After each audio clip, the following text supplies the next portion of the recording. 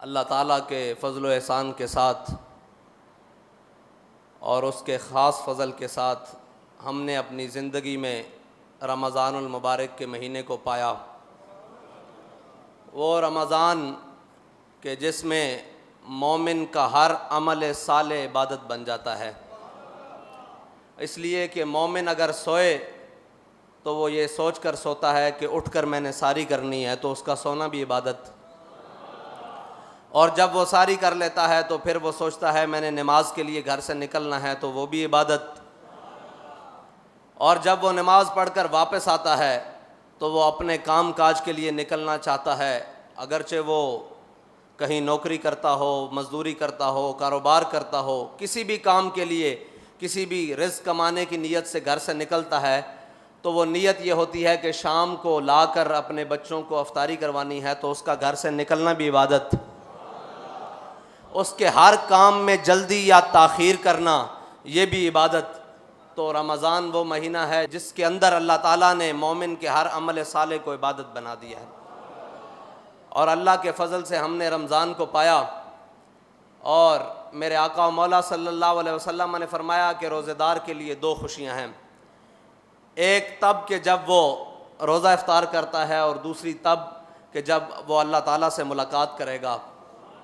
और इसी रमज़ान के महीने में एक साल कबल उन लोगों को दो खुशियाँ इकट्ठी मिली कि जिन्होंने रोज़ा भी रखा हुआ था और इफ्तारी भी अपने रब के यहाँ की और अपने रब की ज़ियारत की।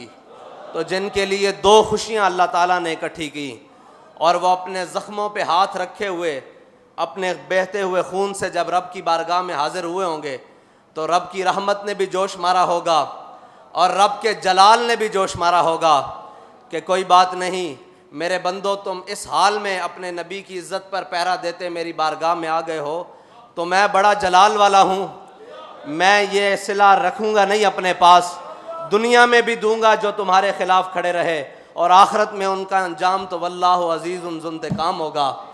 और हमने अपनी आँखों से फिर वो दिन देख लिए कि कलअदम करने वाले आज खुद कलअदम हो गए।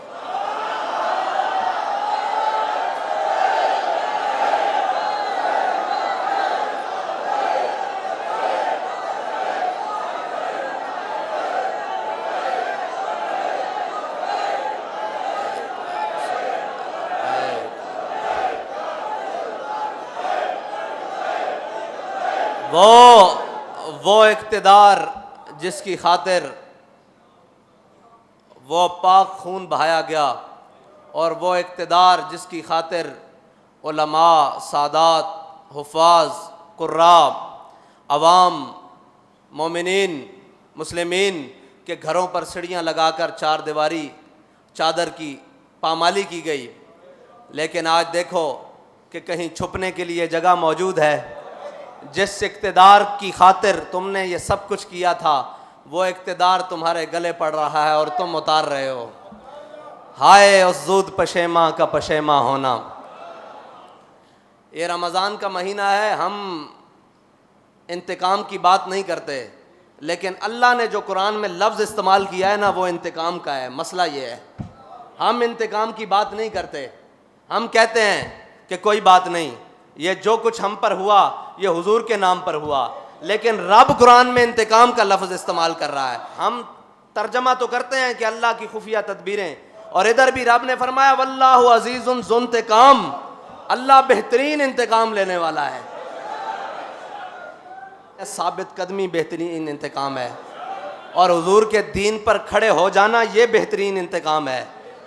और वो जो शहादत का रुतबा पाकर रब की बारगाह में पेश हो गए, अभी तो ये दिन देखा है हमने, अभी तो जिस दिन आप अदालत बैसी वो दिन बाकी है, और उस दिन के लिए इंशाअल्लाह हमने अपना ईमान सलामत लेकर वहाँ तक जाना है।